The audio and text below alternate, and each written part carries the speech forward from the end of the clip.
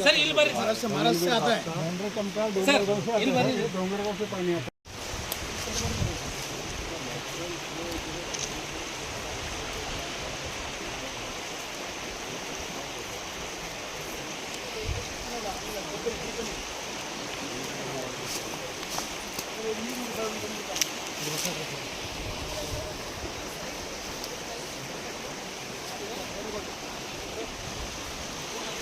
क्या चाहते हो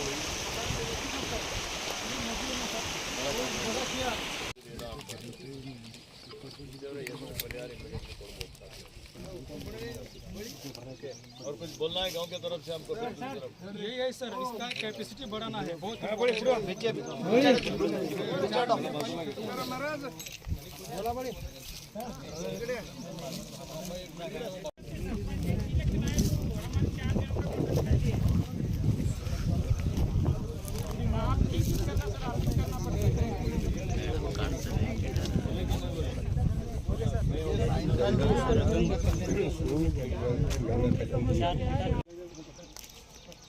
ಸರ್ವೆ ಮಾಡಿದ್ರೆ ಎಷ್ಟು ದಿವಸ ಮುಗಿಸ್ತಾರೆ?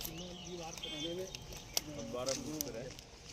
ಈಗೇನು ಸಾಯಿಲ್ ಎರೋಷನ್ ಆಗಿದೆ, ಸಾಯಿಲ್ ಎರೋಷನ್ಗೆ can we give submit SDRF ಪ್ರಕಾರ ಫಿಲಿಪ್ ಬರ್ಬೋದು, ಸಬ್ಮಿಟ್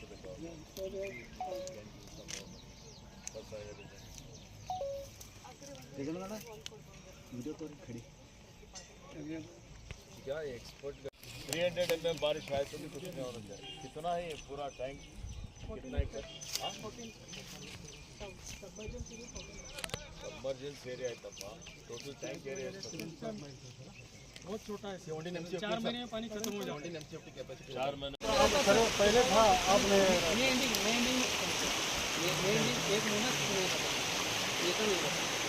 और जनवरी फरवरी में हो जाता है।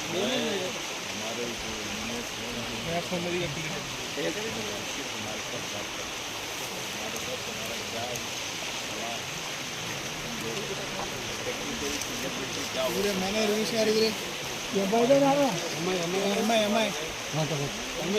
फाइनल करके प्रस्ताव देते हैं सरकार को क्या करना है। सराइट डिजाइन ಮಾಡಿ ಕ್ವಾಲಿಟಿ ಡಿजाइन ಆಗಬಾರದು, वापस जाना है। अरे तो काम करे तो हो गया ना।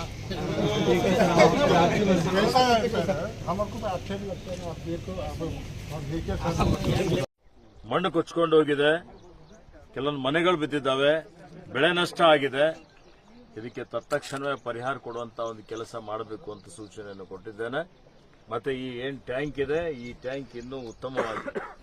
ಬಹಳ ಇದು ಇನ್ನೂ 300 mm ಮಳೆ ಆಗಿದೆ.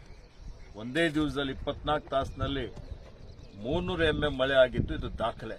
ನನಗೆ ತಿಳಿದ ಮಟ್ಟಿಗೆ ಇದು 100 ವರ್ಷದ ದಾಖಲೆ ಇರ್ಬೋದು ಅಂತ ನನಗೆ ಅನಿಸ್ತಾ ಇದೆ ಇವತ್ತು. ಅದಕ್ಕೆ ಮುಂದೆ ಏನಾದರೂ ಇದೇ ರೀತಿ ಇವತ್ತು ಅತಿವೃಷ್ಟಿ ಆಗಿ ಮಳೆ ಜಾಸ್ತಿ ಆಗಿ 300 mm ಮಳೆ ಬಿದ್ದರೂ ಸಹಿತ ಇಲ್ಲೇನು ಕೆರೆ ಇದೆ, ಕೆರೆಗೆ ಯಾವುದೇ ರೀತಿಯ ಧಕ್ಕೆ ಆಗಬಾರ್ದು, ರೈತರ ಬೆಳೆಗಳಿಗೆ ನಷ್ಟ ಆಗಬಾರ್ದು ಅನ್ನುವಂಥ ರೀತಿಯಲ್ಲಿ ಒಂದು ಇವರಿಗೆ ವಿನ್ಯಾಸ ಮಾಡಲಿಕ್ಕೆ ನಾನು ಹೇಳಿದ್ದೇನೆ. ವಿಸ್ತೃತ ಯೋಜನಾ ವರದಿ ತಯಾರು ಮಾಡಿದ ನಂತರ ಸರ್ಕಾರದ ವತಿಯಿಂದ ಪರಿಹಾರ ಕೊಡ್ತೀವಿ.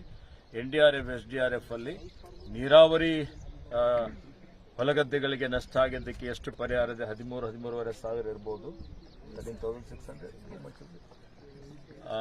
ಮತ್ತೆ ಡ್ರೈ ಏರಿಯಾ ಇದ್ರೆ ಅದಕ್ಕೆ ಮೋಸ್ಟ್ಲಿ 6,000 8,000 ಏನೋ ಇದೆ. 8,500. ಇವತ್ತು ಒಣಭೂಮಿ ಇದ್ರೆ 8,500 ಪರ್ ಹೆಕ್ಟರ್ ಪರಿಹಾರ ಇದೆ. ನೀರಾವರಿ ಇದ್ರೆ 13,000 18,000. ನೀರಾವರಿಗೆ 18,000. ಈಗ ನೀರಾವರಿ ಇದ್ರೆ 18,000 ಮತ್ತೆ ನಿಮ್ಮ ಡ್ರೈ ಇದ್ರೆ 8